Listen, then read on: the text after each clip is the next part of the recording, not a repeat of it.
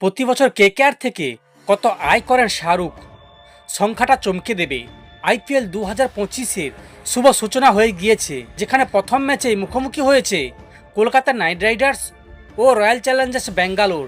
এই উত্তেজনাপূর্ণ ম্যাচটি অনুষ্ঠিত হয়েছে ঐতিহাসিক ইডেন গার্ডেনে।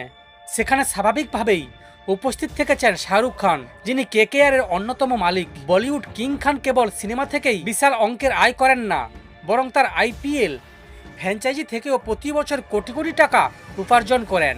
রিপোর্ট অনুযায়ী বিসিসিআই এর টিভি ব্রডকাস্ট ও স্পন্সরশিপ, ম্যাচ ফি, ফ্র্যাঞ্চাইজি ফি এবং অন্যান্য সোর্স থেকে কেকেআর প্রতি বছর 250 থেকে 270 কোটি টাকা আয় করেন। তার মধ্যে শাহরুখের শেয়ার প্রায় 55%, যার ফলে তিনি প্রতি বছর 70 থেকে 80 কোটি টাকা লাভ করেন।